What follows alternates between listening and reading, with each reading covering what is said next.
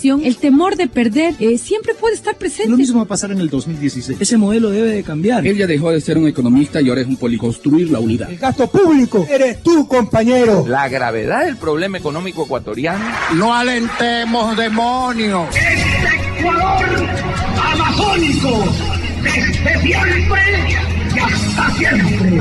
¡Viva la patria! La revista informativa Democracia. A partir de este momento, Gonzalo Rosero y sus invitados analizan los temas de mayor trascendencia. La revista informativa Democracia con Gonzalo Rosero. Más libre que nunca. Comenzamos.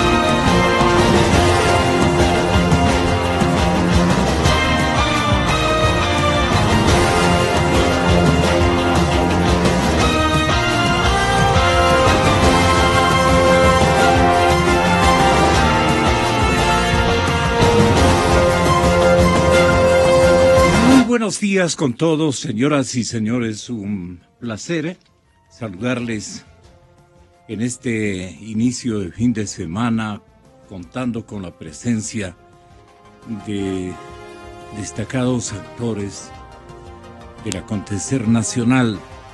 Hoy vamos a topar el tema que tiene relación a los escándalos de Petroecuador, a las repotenciaciones de las refinerías de Esmeraldas y la refinería del Pacífico, donde hay no suposiciones, sino ya graves impactos negativos al interés nacional que no se quieren admitir y reconocer. Yo quisiera comenzar, no obstante, planteando tanto a René Ortiz como a Fernando Santos Albite la posibilidad de que conversemos sobre las reacciones que ha provocado la decisión democrática con las reglas de juego de por medio que nos señala el sistema para acatar las disposiciones de la mayoría. Y la mayoría en Estados Unidos, pues nos guste o no nos guste, a mí me parece trágico para la historia universal un presidente que no era digno de una resolución tan significativa, porque se juega la suerte del mundo democrático especialmente, la suerte del sistema democrático de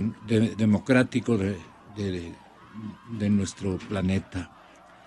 En todas las regiones del mundo hay reacciones en silencio poco expresadas, pero en Estados Unidos lo que hemos tenido es una gran manifestación en las principales ciudades de la Unión Americana, como pasamos a escuchar.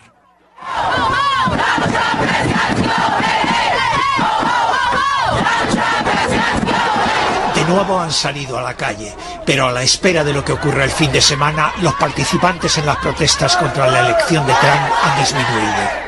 Siguen produciéndose, sin embargo, en numerosas ciudades. En la costa este, de Nueva York a Washington, de Baltimore a Filadelfia.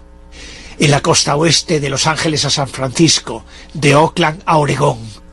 Las concentraciones en general no han sido multitudinarias. Entre las más amplias, en Nueva York, frente a la Torre Trump. En Denver también miles de personas. En Baltimore, centenares. En Washington, decenas frente a la Casa Blanca. Siento dolor, mucho dolor. Estoy asustada. Estoy asustada por mi hijo. La policía ha protegido los edificios propiedad del presidente electo. Y un profesor que tiene como alumnos e inmigrantes comentaba: Me plantean siempre la misma pregunta. Señor, ¿seré yo deportado? En Minneapolis durante 1 hora se interrumpió el tráfico. También se cortó en Los Ángeles. En California la policía investiga 2 denuncias de vejaciones contra estudiantes musulmanas. Han ocurrido en las universidades de San José y San Diego. En esta última ciudad, cientos de personas han protestado contra la elección de Donald Trump. Bueno, en más ciudades de Estados Unidos se sumaron los protestantes contra Donald Trump.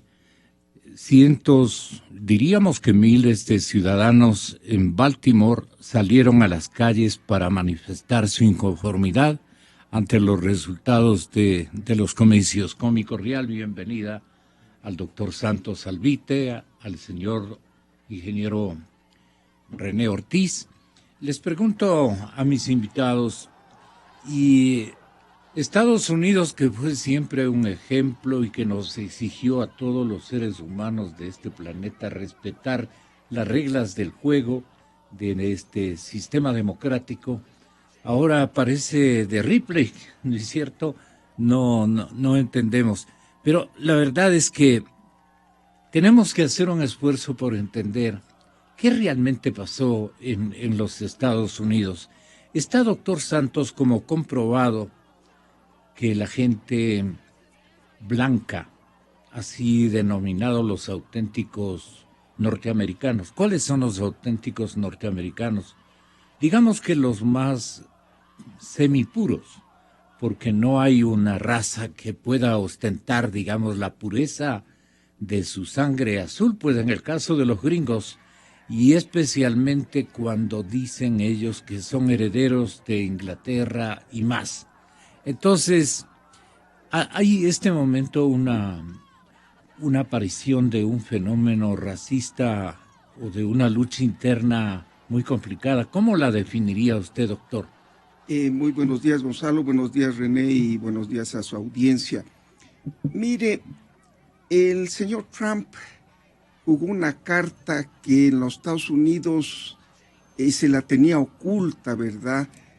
Si bien es un crisol de razas hecho de inmigrantes, claro, que han venido oleadas de Europa, de África, de América Latina, de Asia, pero siempre hay un criterio de que los fundadores de los Estados Unidos, de las 13 colonias, ¿verdad?, originales, tienen esta característica que se les los llama los WASPs, White, Anglo-Saxon y Protestant, blancos de origen anglosajón, o sea, inglés, y protestantes, ¿verdad?, que ellos fundaron el país y que el país es de ellos. Esta es una corriente de pensamiento que existe, subyacente en la conciencia de los Estados Unidos, porque nadie se atreve a decir eso. Hace 50 años era posible, políticamente correcto, ya no lo es. Pero el señor Trump como que rompió este equilibrio de no hablar de razas y con cierta sutileza. Por ejemplo, el lema de su campaña era Make America Great Again, haga América grande de nuevo. Y mucha gente interpretaba más bien que el sentido era haga América blanca de nuevo. Y mire, el Ku Klux Klan, que todavía existe en los Estados Unidos, ya no es lo racista y lo violento que era antes, pero existe oficialmente, tiene un periódico, tiene dirigentes que fueron partidarios del señor Trump. El señor Trump dijo, no se metan conmigo, pero en el fondo no les dijo, fuera, yo no quiero nada con eso. Entonces, este sentimiento de que hay un tono racista en la campaña del señor Trump y en su victoria hace que las minorías estén muy preocupadas. Uno de sus lemas de campaña fue expulsar a 11 millones de indocumentados en los Estados Unidos. Una cosa terrible. En segundo lugar, el poner el muro con México, ¿verdad? En tercer lugar, impedir que lleguen los musulmanes a los Estados Unidos. Entonces, esto de irse contra ciertas minorías ha creado un sentimiento de rechazo, especialmente en los latinos, en la población mexicana. Pero yo creo que los Estados Unidos es una democracia admirable que ha pasado a través de pruebas tremendas. Recordemos en los años 60 los derechos civiles, ¿verdad? Los Estados Unidos tenía una segregación disfrazada que se llamaba la ley de separados pero iguales. Eran iguales pero eran separados, blancos y negros. Yeah. Una lucha heroica de la Iglesia Católica, de la juventud, de las personas progresistas, hizo que se igualen las razas. En segundo lugar, en los años 60 hubo la famosa Guerra del Vietnam, en la cual la juventud no estuvo de acuerdo y protestó. Así es que las protestas en los Estados Unidos, yo creo que... Son parte de su historia. Es parte de su historia y robustecen la democracia. Está bien, robustecen la democracia. Pero ojalá el señor Trump coja el mensaje. El extremismo ya no existe, menos en una sociedad democrática.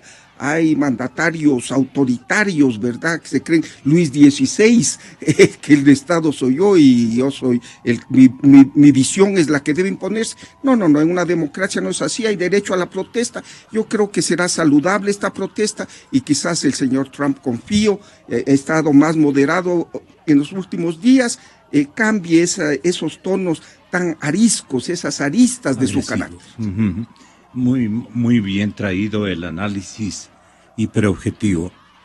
En el programa a la noche, que nosotros hacemos un seguimiento puntual y a veces con sus temas nos orientan en NTN 24 de la cadena RCN de Colombia, intervino anoche José Miguel Vivanco, el director de America's Human Rights, y el doctor Miguel Ceballos es un educador universitario, decano de la Escuela Política de la Sergio Arboleda de la Universidad Colombiana.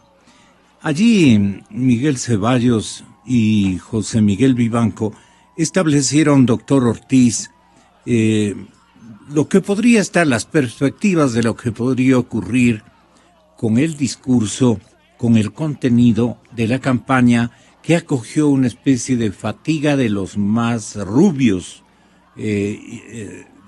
integrantes de la sociedad norteamericana, los más blancos, quizá los que se creen dueños de esa nación, que no quieren aceptar, digamos, o lo hacen a la fuerza, digamos, la realidad que ellos mismos han generado en el tiempo, ¿no? De que han crecido, se han enriquecido, ellos poniendo su creatividad innata, sus virtudes emprendedoras, su talento creativo, especialmente en inventos, y han pasado a ser una gran potencia. Pero no lo hubieran sido si no hubieran contado con los migrantes de diferentes áreas que desde el siglo XVIII fueron en busca también de nuevas realidades, a un sistema, un escenario de vida donde habían oportunidades y sueños. Ahí nació el sueño americano, ¿no?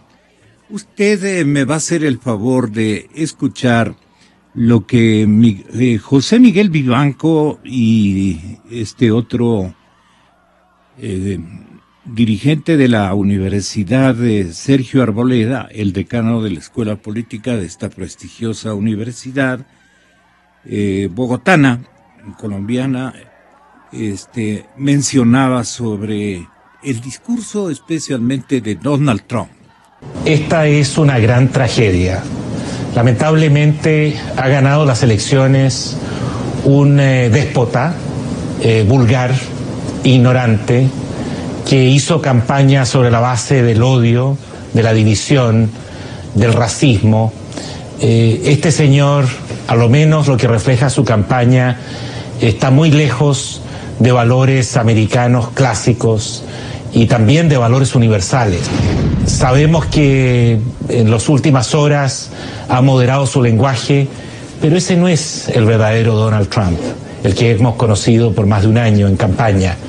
Y tengo enormes preocupaciones por lo que pueda representar su gobierno, un gobierno que además va a contar con el control del Congreso. Se habla que Estados Unidos cuenta con instituciones fuertes, y eso es cierto, pero lo único que quedan son las cortes, los tribunales. Quizás no por mucho tiempo, porque tendrá la oportunidad de cambiar la estructura y el balance de fuerzas, nada menos que la Suprema Corte. Trump fue elegido para destruir, para deshacer todo lo que ha hecho hasta ahora y ha construido Barack Obama en política interna y en política exterior. ¿Qué va a pasar frente a los que no son estadounidenses y frente a los que están en Estados Unidos en una situación de ilegalidad? Yo creo que ahí hay una respuesta distinta que tenemos que dar. Yo creo que a Trump hay que exigirle mucho más de lo que se le hubiera podido exigir a Hillary. ¿Por qué? Porque él puso un estándar muy alto de posibles violaciones a derechos humanos. Yo creo que es una oportunidad para los defensores de derechos humanos como José Miguel y como yo, que he trabajado muchos años en un instituto de derechos humanos, para exigirle a la nueva administración una rendición de cuentas frente al tema de respeto de derechos humanos. En el tema de raza, en eso tengo una posición cercana a José Miguel. Hombre, hay que cuidar que esto no se genere o que no desemboque en una situación de mayor racismo, pero también hay que aceptar que después de 8 años de administración de Barack Obama, no deja al país en una paz racial, y eso es muy preocupante. Un presidente afroamericano que estuvo durante 8 años no deja a su país en una situación de paz racial, y eso es reflejo del triunfo de Trump, porque Trump fue elegido por votantes blancos, más que todo hombres de religión católica y protestante, y hombres que no tienen una mayor educación, así lo clasifican las mismas estadísticas. Eso quiere decir que votó el norteamericano típico y promedio, y eso también hay que respetarlo. Hay discrepancia naturalmente en los dos analistas. Yo me quedo con la visión que tiene Miguel Ceballos, el decano de la Escuela Política de la Universidad Sergio Arboleda. José Miguel Vivanco, al que lo apreciamos en sus puntos de vista, yo creo que también se exageró, se extremó en darle calificativos muy fuertes a lo que ha venido haciendo el señor Trump. ¿Usted no cree, ingeniero, que Trump ya se dio cuenta de que metió la pata y que ahora, ya que va a ser presidente, necesita cambiar del medio a la mitad, diría yo? Y en eso se encuentra. ¿Le van a creer o van a tener siempre de él un escepticismo marcado? ¿Eso le hace bien a la democracia estadounidense? Buenos días, Gonzalo. Buenos días, Fernando. Permítame saludar a su distinguida audiencia y comentarle su pregunta de la siguiente manera. Yo creo que en la historia de la democracia del mundo, Estados Unidos ha demostrado tener algo que es muy, pero muy esencial, que es la institucionalidad. Y la institucionalidad le ha llevado a Estados Unidos a donde está, a ser una potencia mundial económica, una potencia mundial militar, una potencia mundial social. Es decir, las transformaciones que hemos visto de esta sociedad revelan cómo funciona la democracia. Y las elecciones, cuando uno repasa la historia, va midiendo exactamente lo mismo. Los movimientos, pues, con toda la libertad que uno pueda imaginarse, se manifiestan. Recordemos solamente lo más cercano, Occupy Wall Street. Este era un movimiento a ocupar Wall Street. Era un movimiento de angustia de la gente que sintió el problema de la crisis financiera de 2008. Acuérdese usted. Y entonces, pues, evidentemente se manifiesta la gente. Pero dentro de este concepto de la institucionalidad que tiene, para mi manera de ver, Estados Unidos, y el respeto que cada uno de ellos tiene, quiero decir, los gobiernos de los estados, los candidatos políticos, los partidos políticos, fíjese usted que lo más interesante es que saben virar la página. Y al virar la página dice, ya se acabaron las elecciones, se acabaron las campañas, se acabaron los insultos, se acabaron los exabruptos, se acabó todo eso, al punto que reunidos el señor Trump y el señor Obama, inclusive el señor Trump le dice, y espero su consejo. Vea usted, qué madurez, en mi opinión. Y sí me parece, para comentar brevemente lo que usted señalaba sobre Manuel Vivanco, yo siempre no lo conozco, pero he tenido, por el seguimiento que hago de ciertos temas en derechos humanos, buena opinión. Una muy buena opinión, pero me parece que aquí él se fue de manos. Se salió de casilla. Yo creo que utilizó demasiado. Bueno, primero, es que ameritaba también una reacción representando a un organismo de derechos humanos, sí, como él. Sí, Gonzalo, pero ya pasó. No, ese día las elecciones terminaron. Ahora, la pregunta siguiente, y quiero que tenga la bondad de, ojalá contestarla, es, ¿qué va a hacer con todas las propuestas y las exigencias que se autoplanteó, los comprometimientos rotundos que hizo el señor Trump, especialmente por el lado de que iba a mandar fuera de territorio estadounidense a millones de ciudadanos de todo el planeta y especialmente de nuestra América Latina, si es que les encontraba sin papeles? Y de esos, ¿hay cuántos millones? 11 millones. Es un estimativo, ¿no? Sí. Ahora bien, yo digo, yo no tengo la bola de cristal para poder saber qué es lo que van a hacer. Y al igual que en petróleos, uno puede especular, y uno puede especular en sentido muy positivo o puede especular en el sentido muy negativo. Lo que hemos visto como post-elecciones es una manifestación pública en muchas partes de descontento. Perdieron las elecciones. Y nadie se imaginaba que el candidato republicano podría convocar tanto. Es decir, las encuestas fallaron todas. Es decir, todo el mundo se pregunta, oiga, qué horror, porque fallaron todas, claro, menos las de Fox. Y yo le dejo con la pregunta, fallaron todas menos la de Fox. Fox ya le daba el triunfo. Sí. Ya le dio el triunfo el día anterior, con 1,5 más o menos de diferencia. Pero bueno, ¿qué quiere decir esto? Quiere darnos lecciones, en mi opinión, que en la política no todo está dicho. Ahí había un segmento de la población, y hay que tomar en cuenta, por ejemplo, que el voto en los Estados Unidos no es obligatorio. Claro. Que casi generalmente ha sido menos del 50% de la población que puede estar en capacidad de votar, de elegir, que asiste a las urnas. Y recordemos que en la campaña del Partido Demócrata, incluida la del presidente Obama, que tuvo un tete-a-tete con un joven en uno de los escenarios que se presentó el presidente Obama, el presidente Obama excitaba y decía, vayan a votar, salgan de sus casas. Y claro, al salir de sus casas, vea usted lo que ocurrió. Claro. La Florida, ha habido un montón de inmigrantes de origen hispano en la Florida que han sido republicanos. Y es más, han estado registrados, porque en Estados Unidos no es que uno se pueda asomar y votar. No, tiene que estar registrado como miembro de ABC, inclinación o ideológica, lo que sea, y entonces se acerca a votar. Pero como las distancias son inmensas, y ahí estaban las consideraciones que hablábamos el día de ayer, ¿por qué es el martes? Siempre tiene que ser el martes, y ahí hay una cantidad de consideraciones que utilizaron o que ha utilizado la institucionalidad americana para poder convocar a los ciudadanos a votar. Y entonces, ¿qué resulta?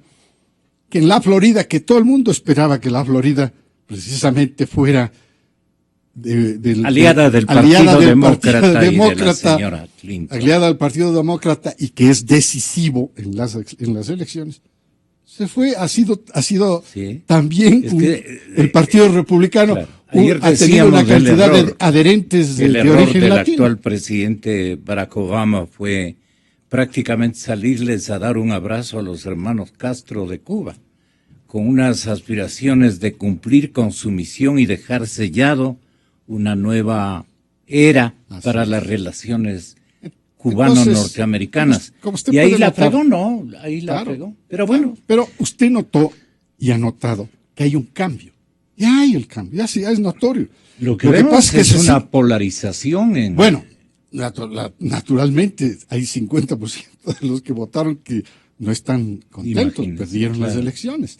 Pero acá también y en cualquier parte del mundo. Fíjese usted, después de la elección de Macri, si usted recuerda las manifestaciones en contra del mandato que recibió de la gran mayoría, de la mayoría para quitarle el calificativo de gran.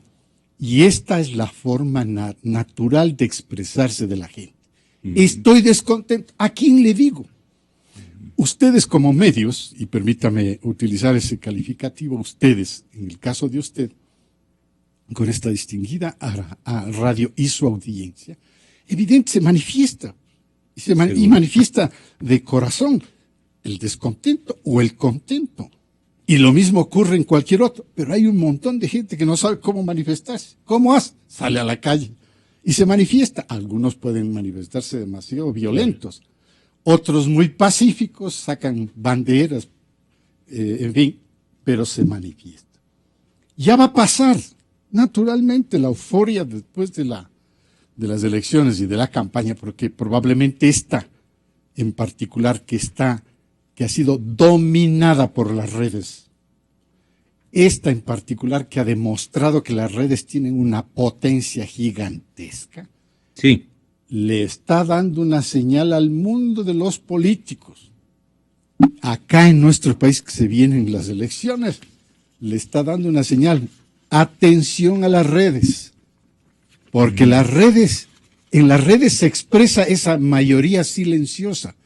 ¿Se recuerda usted este término? Sí. Era de Nixon. Sí, así es. La mayoría silenciosa, esa que no puede expresarse. Pero hoy día tiene el Internet, porque hoy día casi todo el mundo utiliza el Internet. Es una maravilla en nuestro país que probablemente no está entre los primeros en el manejo del Internet con toda su población. Yo me asombro de ver a mucha de la población, particularmente que se puede calificar como marginada.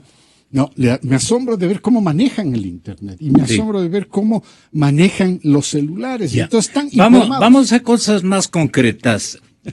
Una denominación que han inventado al tenor de las nuevas circunstancias, especialmente económicas, es que el señor Trump viene con otros a posicionar otras ideas de carácter económico también. Entonces han inventado rápidamente los publicistas norteamericanos una especie de frase consigna, los Trump Economics o Trump's Economics, como ustedes tildan. Similar a lo que ocurrió con Reagan. Sí. Reaganomics, o sea, pero la equivalencia de esto para ellos es el salto al vacío. ¿Por qué? Porque el presidente Donald Trump ha presentado un programa económico, dicen la mayor cantidad de importantes analistas económicos, no solamente de visiones republicanas ni de visiones demócratas, amantes de los modelos respectivos, que se diferencian en algún énfasis especial en determinados rubros, pero el programa de Trump es contradictorio, dicen en mayoría los economistas. Es mal hilvanado y construido fundamentalmente sobre las ideas claramente nocivas para el crecimiento económico norteamericano y mundial, del proteccionismo más rancio. Esto es verdad, el proteccionismo más rancio y de la negación de la multilateralidad. Esto es una realidad. No quieren contar, digamos, con el aporte del resto del mundo, de los que hemos trabajado para que también ellos, a base de su modelo egoísta en muchas cosas, hayan crecido con el ritmo y con el tamaño que han crecido. Entonces, la multilateralidad es una realidad en el mundo que el señor Trump dice con su propuesta económica la quiere echar abajo. Dice, no es extraño que muchos economistas y también los mercados, los inversores o los inversionistas, para que nos entienda el gran público, quieran protegerse hoy detrás del argumento débil pero plausible de que las declaraciones incendiarias de campaña del señor Trump y las propuestas desatinadas del señor Trump tropiecen más temprano que tarde con el realismo que impone cualquier acción de gobierno. La pregunta pertinente es si el aislacionismo hostil defendido por el candidato triunfante en las elecciones, digamos por el nuevo presidente de los Estados Unidos, es compatible, doctor Santos, con una economía globalizada donde tendrá que operar el presidente Trump. No es donde él imaginaba. Ahora está frente al escenario real. Y ahora, bueno, dicen, hay un optimismo moderado por lo que él ha dicho ya, y parece que va a hacer ya en la práctica. Pero mientras tanto, ¿qué puede estar ocurriendo con la economía de todo el planeta? Y Rusia está feliz, los europeos están muy temerosos, y en fin, las reacciones son distintas. ¿Cómo debemos recibir los latinoamericanos esta ingrata novedad para muchos que nos trae el triunfo del presidente republicano? Con mucha preocupación, Gonzalo. Mire, este es un lema, una política anunciada del señor Trump muy peligrosa para el mundo. América primero, ¿verdad? En los Estados Unidos siempre les ha gustado no meterse en los problemas europeos en la Primera Guerra Mundial. Se metieron al último, el año casi en el 18, fines del 17. En la Segunda Guerra Mundial, la guerra comenzó el 39 y ellos recién en el 42 se metieron. Los americanos dicen, mátense los europeos, no nos metamos en eso. Nosotros seamos independientes, veamos por nuestros intereses. Una especie de egoísmo que es muy comprensivo, ¿no? Pero es muy peligroso en el mundo actual que está tan globalizado. Mire, el señor Trump dijo, por ejemplo, uno de los puntos que más énfasis dijo, un momentito, antes la industria automovilística aquí en Detroit era la mejor de los Estados Unidos. Solo había carros americanos. Hoy bien japoneses, coreanos, hechos en México. Por eso, no, se han llevado nuestros empleos. No. A la Ford, que esos días anunció, en los días de la campaña, que iba a poner una planta en México, le hizo un escandalazo. Tuvieron que expresar los señores de la Ford, miren, señor Trump, llevamos a México porque la mano de obra es más barata y a la final el carro cuesta menos y el consumidor se beneficia. El señor Trump no aceptó ese argumento. Ese es un problema muy serio para América Latina, para México, para el Ecuador. Primero no va a haber un tratado de libre comercio, ya nos atrasamos, ya nos dejó el tren, ya se fue el tren, nos quedamos en la estación con la maleta. No va a haber tratado de libre comercio. El único país de la costa del Pacífico que no tiene tratado de libre comercio con los Estados Unidos, el Ecuador, y el señor Trump no va a firmar, jamás. En segundo lugar, hay un grave riesgo. Muchos productos ecuatorianos todavía entran sin aranceles a los Estados Unidos porque hay el sistema generalizado de preferencias, ¿verdad?, que hay que extenderlo. Y si no se lo extiende, nos quedamos con aranceles en nuestro principal mercado. Nos quedamos en el aire. Fíjese, si casi no firmamos con Europa, hoy se va a firmar, enhorabuena, nos atrasamos 4 años, sea lo que sea, al fin llegamos, con los Estados Unidos, si no se extiende el sistema generalizado de preferencia, todos nuestros productos tendrán que pagar aranceles, será la catástrofe para el Ecuador. Así es que ese es un problema del señor. Y eso no tiene remedio, dejemos diciendo algo sobre eso. Ojalá el pragmatismo triunfe sobre la ideología, ¿verdad? Porque claro, puede él decir, Estados Unidos deje de importar, hagamos la manufactura aquí, nuestros propios productos. Pero eso encarece el producto y el que se perjudica es el consumidor. ¿Por qué ganan más? No, porque la mano de obra allá. Pero por supuesto, mire, Gonzalo, un obrero en un gringo no le acepta lo que un latino le acepta. ni de casualidad. Un obrero americano debe ganar unos 25 horas, 30 dólares la hora. ¿No? Claro, en México, ¿cuánto gana? $1 o $2 la hora, como aquí, ¿verdad? Entonces hay una gran diferencia. Y Dios le pague, y por lo menos, fíjese, la maquila en México, en Tijuana, en esas ciudades fronterizas, hay decenas de miles, especialmente mujeres, que trabajan, llegan las piezas de los Estados Unidos, las ensamblan, las cosen la ropa y las vuelven a los Estados Unidos. Si Estados Unidos prohíbe eso, habrá un desempleo tremendo en México, en Honduras, en muchos países se dedican a la maquila.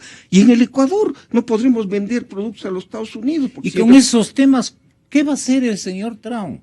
De la charla o la charlatanería a la práctica, a la realidad, digamos. Hay una cosa muy importante que está sucediendo en los Estados Unidos, que es, en los Estados Unidos el presidente no es un rey, ¿verdad? No hemos elegido un rey. Quizás aquí en el Ecuador estamos acostumbrados a un ejecutivo fuerte y medimos con ese parámetro lo que pasa en los Estados Unidos. Ahí es totalmente diferente, es una democracia con balances, ¿verdad? Con balances de los poderes. Como tiene el señor Barack Obama, ¿no? Por haber sido un hombre muy simpático, muy mesurado, muy inclusive un poquito pasivo. Fíjese lo que pasó en Siria, lo que pasó en Venezuela, dejado pasar, ¿verdad? Pero yo creo que el señor Trump, en los Estados Unidos se publicó hace pocos meses un libro que ha causado sensación, que se llama El equipo de rivales. Cuando fue elegido el señor Lincoln, presidente de la República, en 1860, la nación estaba dividida, ¿verdad? El señor Lincoln se dio cuenta de que enfrentaba problemas tremendos, la división de su nación y Estados Unidos como una potencia que estaba surgiendo. Dijo, es demasiado grande para mí el problema. Y él creó un gabinete, cogió los mejores de sus partidarios y los mejores de sus adversarios y creó el equipo de rivales. Los de un lado y los de otro, los mejores cerebros, ¿verdad? Les llamó, y ellos le dijeron al señor Lincoln, le orientaron e hicieron de los Estados Unidos que triunfe en una guerra el norte y al mismo tiempo se haga una gran potencia. El señor Trump está buscando eso. He oído los nombres de los futuros miembros del gabinete. El señor Diamond, el presidente de JP Morgan, el mejor banquero de los Estados Unidos, como ministro de Finanzas posiblemente, el señor Newt Gingrich, que fue presidente de la Cámara de Diputados. Entonces yo creo que el señor Trump sí va a rodearse de un equipo de gente seria. Gente seria. Que le hará bajar un poco ese tono. Pero Gonzalo, hagamos también énfasis en un punto. En cuanto a la política exterior, el señor Trump lo dijo muy claramente. En países de América hay regímenes oprobiosos que violan los derechos humanos de sus ciudadanos. Venezuela y otros. Y a eso sí les aplicaremos. Y mencionó a Venezuela. Mencionó específicamente a Venezuela. Y por eso dijo a los latinos, cuando le dijeron, todos los latinos van a votar contra usted, dijo, no, aquí hay muchos latinos que vienen huyendo de la opresión, de la tiranía, del irrespeto, de la violencia contra los derechos humanos. Y ellos... Y del hambre. Perdón. Y del hambre. Y del hambre. Pero hablemos de derechos humanos. Él va a hacer respetar los derechos humanos. Así es que cuidadito, estos dictadorzuelos se creen en los reyes del mundo y atropellan a la ciudadanía. Les quitan van contra la libertad de prensa, la libertad de información. Aquel que aquí denuncia una corrupción que lo quieren meter a la cárcel. Cuidadito lo que está sucediendo en Venezuela, presos políticos. Cuidado los tiranuelos. Esta elección del señor Trump es un llamado de atención. Los derechos humanos ya no son una materia solo restringida al país, ya es un problema mundial. Así es que no todo lo que se está viendo del señor Trump es malo. También hay unas énfasis en los derechos humanos que el señor Obama, quizás por tener otras prioridades, lo dijo, por ejemplo, lo de Siria. Lo de Siria, el mundo no puede llamarse mundo, no puede verse al espejo con alegría, con esa tragedia, ¿verdad? Un dictador que quiere perenizarse en el poder a costa de sangre y fuego. Así es que demos el beneficio de la duda al señor Trump, veamos cómo actúa. Yo creo que siendo los Estados Unidos una nación de instituciones prevalecerá el buen sentido, seguirá siendo la primera potencia y nos beneficiará arrastrará pues con su economía tan fuerte a todo el resto del continente y del mundo hacia un mejor futuro. El tema, ya vamos a ir al tema de Petroecuador y este macroepisodio de corrupción que hay que analizarlo y hay que dibujarlo para conocimiento de la ciudadanía. Expertos como ustedes saben qué es lo que han venido haciendo en la última temporalidad, que son años de corrupción, toda una década de corrupción, creo no estar equivocado, una década de corrupción, aparte de otras décadas heredadas desde que Petroecuador es tal. Le han sustraído dineros, han construido fortunas en base a una institución que ha sido desadministrada permanentemente. Pero este momento nos están prácticamente exigiendo recibir un comunicado de parte del gobierno. Este es lo que llamamos internamente cadena para nosotros. Sí. Cadena con solo eslabón. Sí. Aquí está María José Villavicencio, la subsecretaria de Promoción de la Comunicación de la Secretaría Nacional. Nos pone esta orden urgente. Aquí dice estaciones de radio, pero ustedes me dicen que es exclusivamente para nosotros, porque nos han mandado el material, ¿no? Ok, bueno, vamos escuchando qué nos dicen. Y luego Álvaro Rosero va a tener una explicación para todos ustedes. Si es tan amable, Álvaro, estamos en atención al contenido de esto que nos están reclamando. Creo que van por el lado de acontecimientos de interés general de la ciudadanía. ¡Ay! ¿Qué acontecimientos de interés general de la ciudadanía van a transmitir caballeros del gobierno? ¡Fantástico! Pongamos atención, tenga la bondad.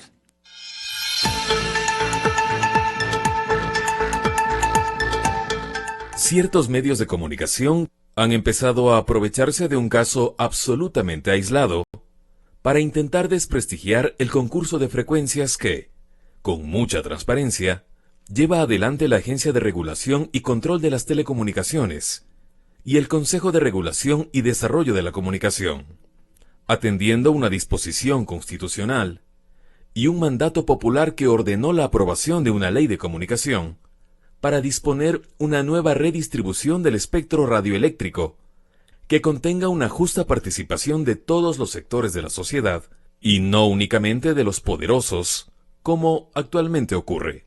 Una redistribución tripartita de las frecuencias, sectores privado y comunitario, participando en igualdad de condiciones, en un concurso público, transparente, al que todos los interesados tuvieron acceso, y sobre el cual existe una necesaria reserva para evitar presiones interesadas sobre quienes con todo derecho han participado en el mismo. Un concurso transparente. Recalcamos en ello, porque aquí no existen compadrazgos, presiones, amenazas, porque un caso aislado no puede opacar todo lo realizado, dentro de un marco técnico de absoluta legalidad y claridad. El concurso ha sido diseñado de tal forma que quienes participan en el mismo no conocen detalles de cómo avanza el proceso, ni tampoco quienes actualmente son concesionarios de una frecuencia conocen a la persona o al grupo comunitario que está concursando por esa frecuencia. Es así como se garantiza la transparencia en el proceso, porque las presiones están absolutamente alejadas del concurso, y esto es lo que quieren echar abajo grupos interesados en base de engaños y armando escándalos donde no hay. El caso de presunta corrupción que fue denunciado por el gobierno, como lo informan los mismos medios de comunicación, es, como hemos dicho, un caso absolutamente aislado. Se conoce que en octubre pasado, la secretaria de Gestión de la Política recibió la denuncia de un ciudadano, quien dijo que se le había exigido dinero a cambio de la concesión de una frecuencia, y lo habían hecho tomándose el nombre del vicepresidente Jorge Glass y la secretaria de la política Paola Pavón. El caso fue denunciado inmediatamente a la justicia, para que se actúe de acuerdo a la legislación vigente. Es por eso que la Fiscalía emprendió una investigación y con base a la denuncia que hizo el vicepresidente y la secretaria de la política, abrió un expediente contra un ex vocal del Consejo de Comunicación, Cordicom, y de un gerente de un medio de comunicación de la provincia de Manabí. Se conoce también que en este proceso penal se dictaron órdenes de prisión contra los dos involucrados por el presunto delito de asociación ilícita. Pero hay que recalcar que este es un hecho aislado, dentro de un concurso en el cual se han presentado 834 solicitudes de periodistas, organizaciones sociales, colectivos ciudadanos, empresa privada, todo en igualdad de condiciones. Por primera vez en la historia, las frecuencias de radio y televisión se entregarán en forma transparente, luego de un justo concurso técnico, público, y que se cumple de acuerdo con las normas que conocían con anticipación los interesados, que además recibieron una adecuada socialización en talleres realizados en 7 ciudades. En un Estado de Derecho, son las autoridades de justicia quienes determinan a los responsables de delitos y no los medios de comunicación, más aún cuando son parte interesada, e incluso algunos buscando echar abajo este proceso, que tiene como principio fundamental democratizar la comunicación y dar voz a quienes ciertos medios privados han callado por muchos años. Álvaro Rosero, bienvenido.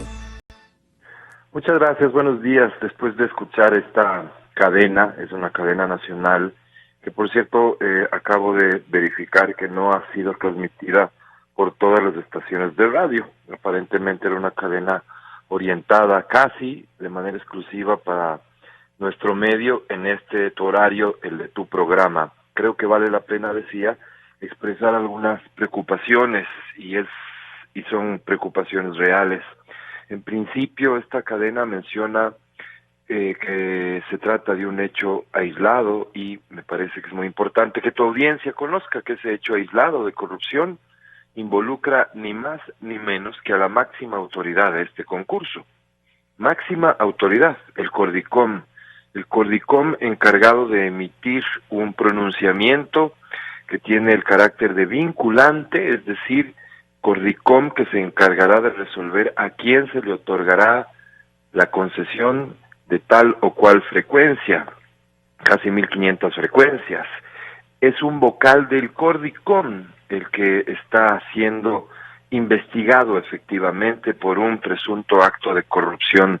Nos preocupa que esto intente ser manejado como un hecho aislado cuando, insisto, involucra a la máxima autoridad de este concurso. Y vale la pena también que tu audiencia haga algún tipo de reflexión respecto de lo que esta cadena menciona y defiende como transparencia en relación al concurso. Fíjate que la cadena menciona que en honor, en búsqueda de la transparencia, se ocultan los nombres de los concursantes y los concursantes no saben nada respecto del proceso. No solo semánticamente suena absurdo, sino que evidentemente es un absurdo en concepto el pretender mencionar que en honor a la transparencia se ha llevado a cabo un concurso del que no se conoce absolutamente nada, más allá de que estemos a punto de cumplir ya 4 meses desde que se entregaron efectivamente todos los documentos que constituyen la participación de los aspirantes. La verdad es que creo y creí indispensable después de esta cadena expresar por primera vez bajo una línea editorial o como opinión, punto de vista, una posición respecto de esto, que tu audiencia conozca y sepa que estamos trabajando de manera muy minuciosa en cada aspecto del concurso. Ya lo hicimos para participar y hoy para darle seguimiento a lo que debería ser la prioridad absoluta, que es garantizar el derecho de tu audiencia a seguirte escuchando. No es solo un concurso de frecuencias, estamos convencidos de que Esto es la batalla decisiva por la libertad de expresión y así estamos trabajando. Muchas gracias por el tiempo, padre. Muchas gracias a usted, Álvaro. Estaremos en contacto. De mi parte, yo no quiero agregar nada más. Y Álvaro, no solamente representando a nuestro medio, sino a nombre de una institución como la Asociación Ecuatoriana de Radiodifusión, donde tiene algún nivel de representatividad. Álvaro, muchas gracias.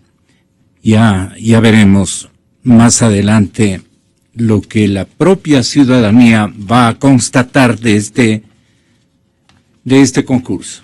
Nos ofrecen un concurso transparente y equitativo en la distribución de las frecuencias. De eso es lo que precisamente se trata, porque crecen denuncias por supuesta corrupción incluso en este tema. El hecho ventajosamente ya está judicializado.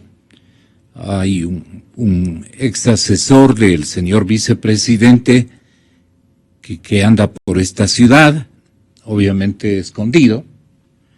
Es el principal implicado, ha tomado el nombre de la secretaria de la política, Paola Pavón, y ha tomado el nombre del señor vicepresidente de la República y ha estado sangrando a un montón de gente, tanto en Pichincha como en Manabí. Hasta ahí llega el conocimiento. El resto tiene que comunicar el gobierno a la ciudadanía, porque son sus colaboradores los que están haciendo esto, no somos los... Ahora, el cantante que ha contribuido, diríamos, ingenua y tontamente con $65,000 que ha dado por partes, no está libre también de una culpa obvia, pues no. ¿Cómo es que va a pagar por una frecuencia? Concurse sana y limpiamente como estamos haciendo el resto de actores. Y eso es todo. No quiero agregar absolutamente nada más. Señores, yo quiero pedirles, el general Moncayo, ¿a qué hora haces el turno? 7:40. Híjoles, estamos en la hora. Nos va a tener que, por esta cadena, aguardarnos un minutito o unos minutitos, pero yo quiero rescatar de parte de el exministro, los exministros Ortiz y Santos, una posición concreta, concretísima de qué es lo que ha venido ocurriendo con los procesos de repotenciación de la refinería. Igual, es desde adentro la corrupción. Igual, son colaboradores íntimos, esto sí probadamente íntimos, entiende el público, de las autoridades de gobierno que han estado perpetrando este tipo de ejercicios que perjudican al erario nacional. ¿De qué calidad, de qué calibre ustedes pueden calificar a este tremendo episodio que no le vamos a dejar ausente de un examen por puntual y perseverante?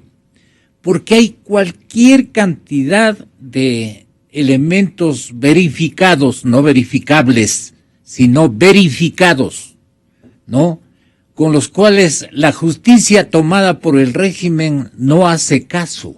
Miren ustedes, el fiscal a última hora resuelve ir a ver qué dicen en Panamá.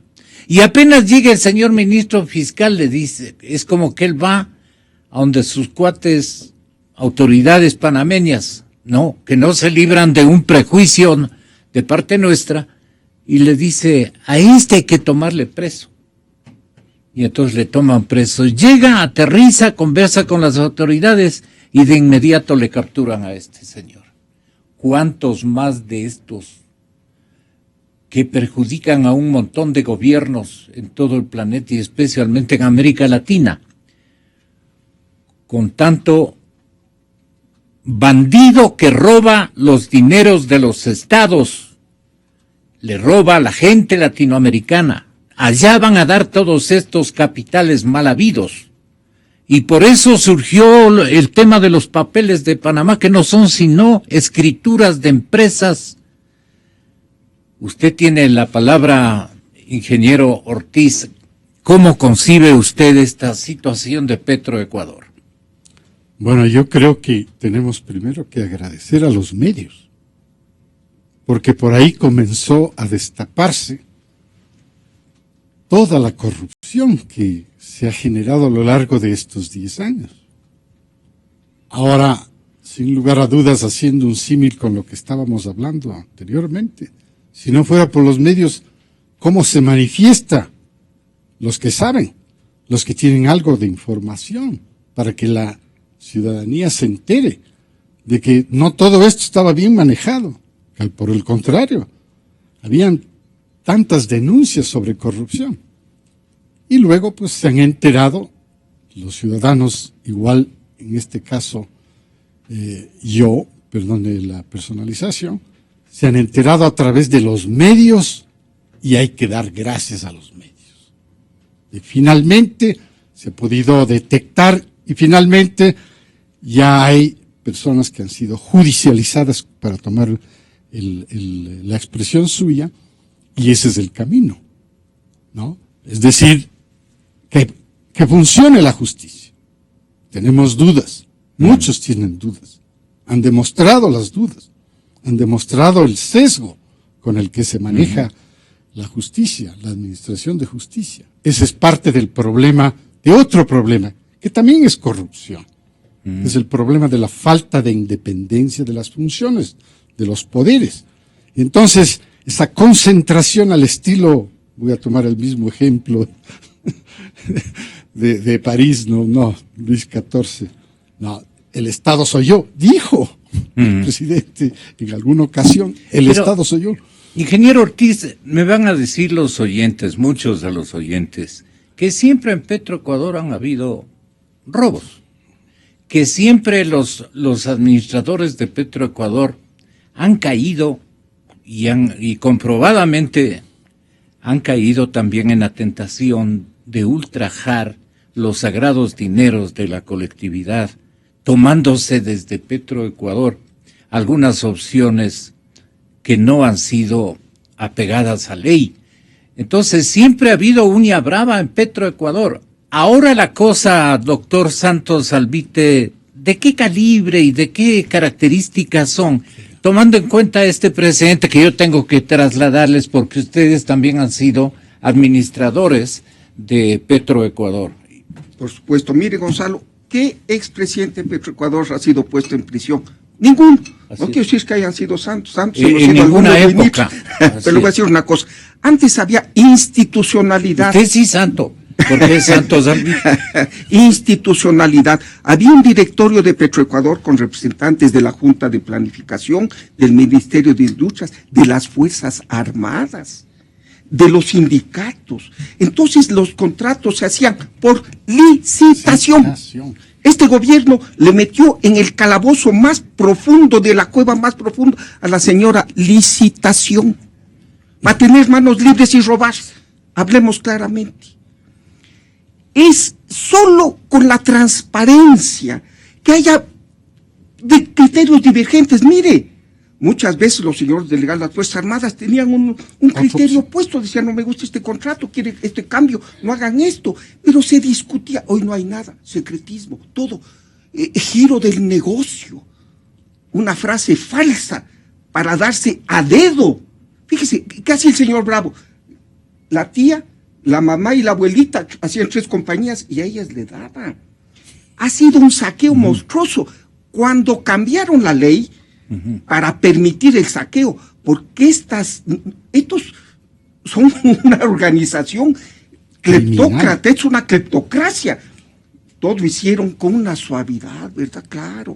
Hay muchos procedimientos, mucha burocracia. Esto de la licitación toma tiempo. La refinería hay que mejorarla en 7 meses. Se demoraron 7 años. No, a pretexto de agilidad. Todo el mundo hace licitación. Mire, toda organización tiene que hacer una licitación. Esto del giro del negocio, romperlo. Si el presidente de la República quiere dar una demostración de honestidad, diga, de hoy en adelante, todo contratos por licitación, que se siga por los montos que sean, ¿verdad? Esa es la honorabilidad, no declarar, soy honorable y los que me critican son unos mentirosos. No.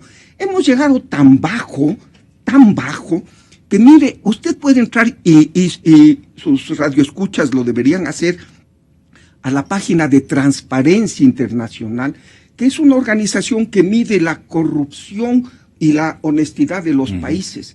Estamos en el puesto 107 de 120, 130, 107. Y estamos empatados con varios países en este puesto 107, y si ustedes les ponen por orden alfabético, ¿verdad? Usted tiene Costa de Marfil primero, Ecuador y luego Togo. Estamos en la mitad de dos países africanos. ¿Cómo vamos a traer inversión? ¿Cómo vamos a pedir respetabilidad? Y la gran corrupción. Y eso, mire Gonzalo, México, que hablan de Pemex corrupta, México es menos corrupto que el Ecuador en este índice de transparencia internacional. Brasil, con el caso de Petrobras, es menos corrupto que el Ecuador. Y todavía, hagamos algo, ¿no? Declaraciones, no le metamos preso al señor Villavicencio. Así no combatimos la corrupción, al revés, así toleramos la corrupción, querer silenciar al que denuncia. Eso es horror, eso es monstruoso. Ni en el África, ya estamos más abajo. ¿Cómo les resumiría usted la historia de la repotenciación de la refinería de Esmeraldas? Y si hay un poquito de tiempo, esta otra del Pacífico, que están loquísimos por alcanzar un crédito que ya dice que lo tienen asegurado con un consorcio de países.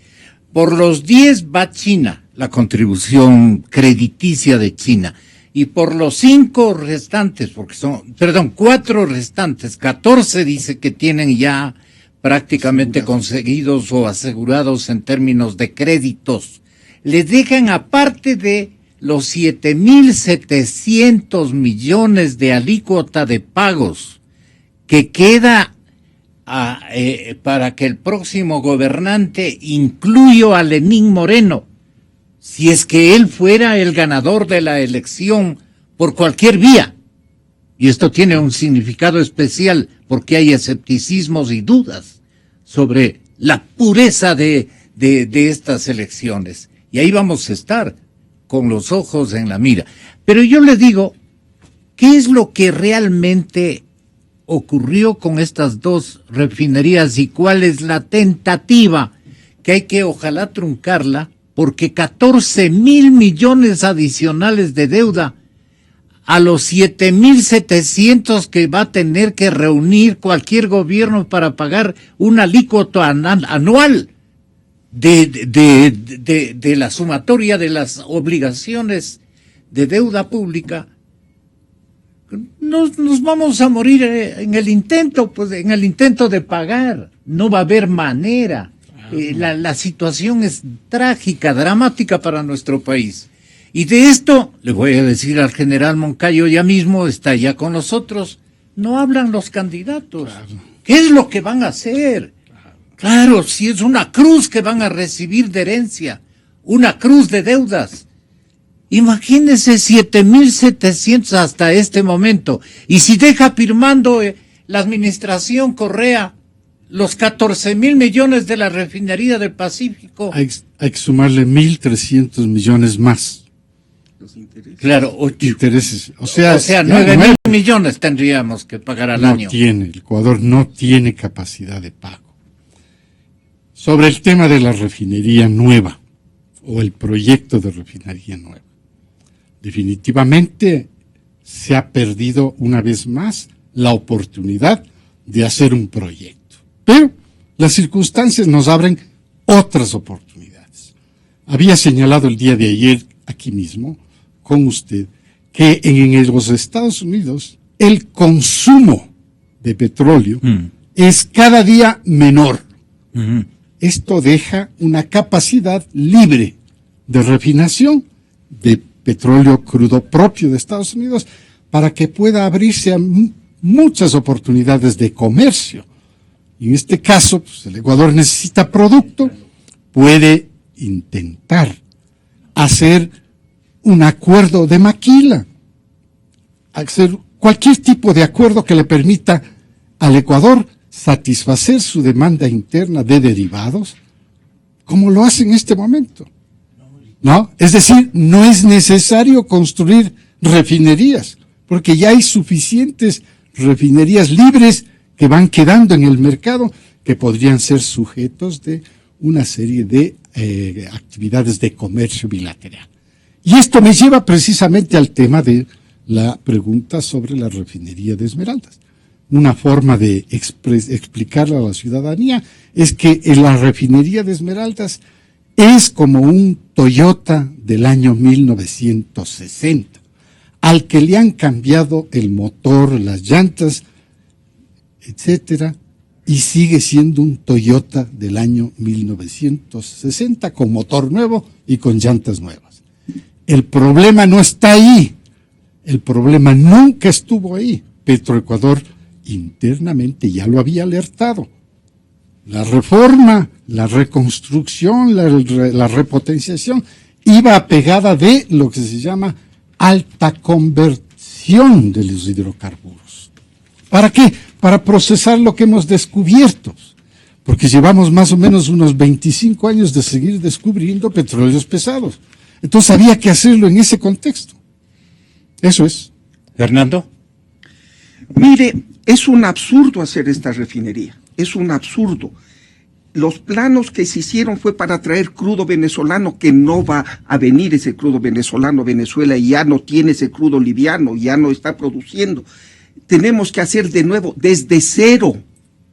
Hemos botado la plata miserablemente y corruptamente. Mire, el terreno desde el primer paso ya es corrupto. El terreno estaba evaluado en $200,000. ¿Sabe cuánto pagaron?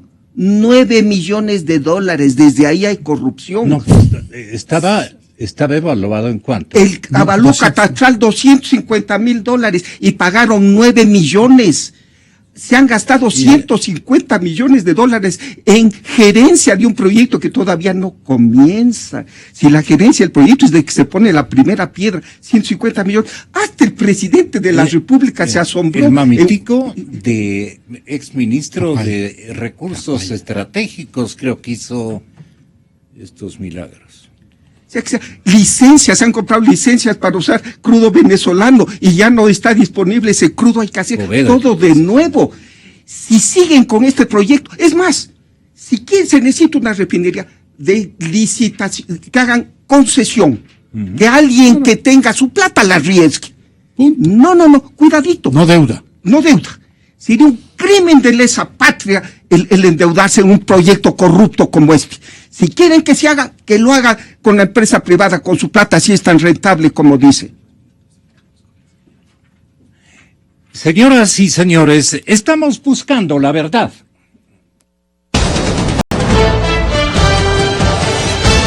No es solo un concurso de frecuencias, es la batalla decisiva por la libertad. La libertad de expresión. Exa FM y Democracia AM. Encarnamos la libertad de expresión. Con periodismo crítico.